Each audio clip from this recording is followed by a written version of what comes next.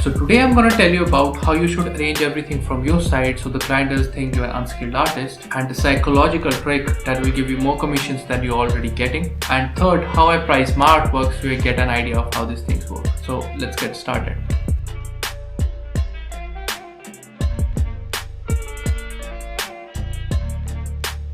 So first things first, before getting into these things, I should let you know that the pricing always, well, not always, 90% of the time the pricing depends on what kind of value you're providing to the client. And to do that, you should actually send your work to different kind of people and ask about their opinions.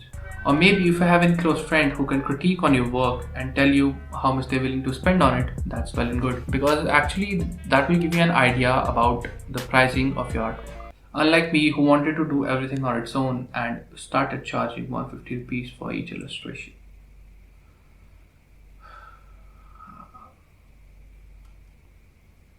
Hantu, let's start with how you should arrange everything from your side so the client doesn't think you're an unskilled artist. And in order to do that, you actually have to be in control of the conversation. Actually, one more thing. Apart from the things I'm telling you, this is something else. So everything that I've learned so far is actually around movies or Netflix, Netflix and YouTube, and also the tips that I'm giving you is actually inspired from the movies.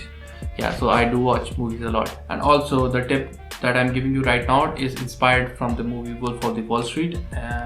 It is actually a very good movie if you really into this business stuff. So like I said, in order to win a client, you have to be in control of the conversation, and actually the best way to control the conversation is to ask more questions. Now, as a freelancer, we actually have a plus point here. We are the one who is going to provide the services that the client is looking for, and they actually expect us to ask more questions. And to be very honest, that's how it should be. You should ask as many questions as you can until you get what the client has in mind. You can ask about the color that they want to use in the illustrations, or they don't want to use in the illustration. It happens, yes. Some of the clients actually don't want you to use a specific color in the illustration, so you should ask before working on it, because that would be a waste of time. Okay, so here's the thing. I'm gonna make this real easy for you. You don't have to ask same questions to every client every time.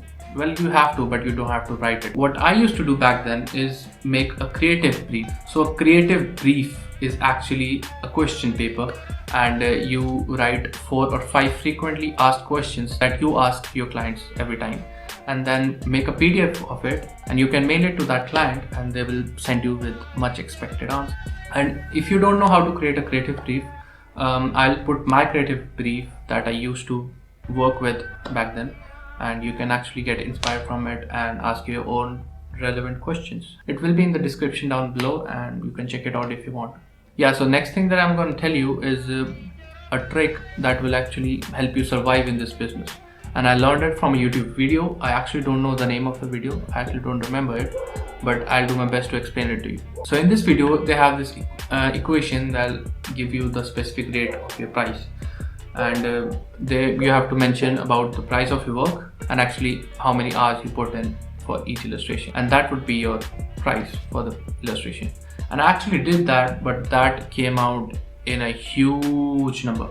And to be very honest, in India, I don't know if anybody willing to pay that much. So I dumped that.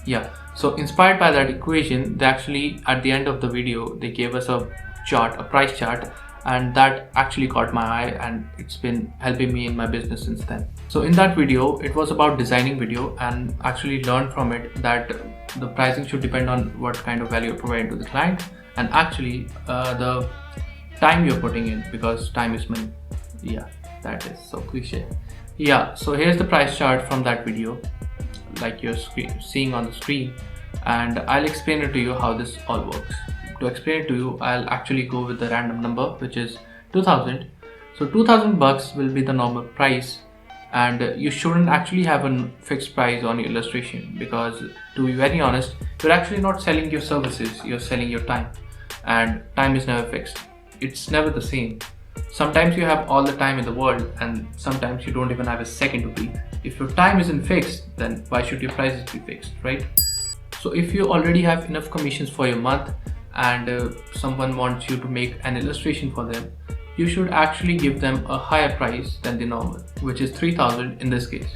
And I'm going to give you two valid reasons for that. First one, you're actually moving away and rearranging all the other commissions that you're already getting paid for. And second, you're actually making space for this illustration which you don't even need in the first place. So if you're getting that commission, it should better be worth it. And the last thing is, you should never go below your average pricing, because you will be out of business in no time. So the next thing to keep in mind is having a price range for your client. Having a price range actually gives your client some options to pick through, because let's be serious, you actually can't ask your client about their budget, at least not in India. I mean, in India, if a client is willing to pay you $1,000, they'll probably tell you below 1,000, which will be around 500 to 800. It's a basic negotiation thing in India, and that will actually cost you money. So what I do is I actually give them three price ranges according to the picture size.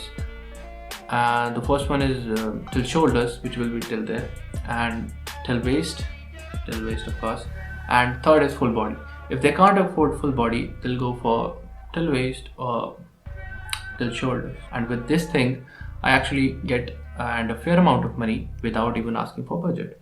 As simple as that. And the last thing will be for you to like this video if you really like this video.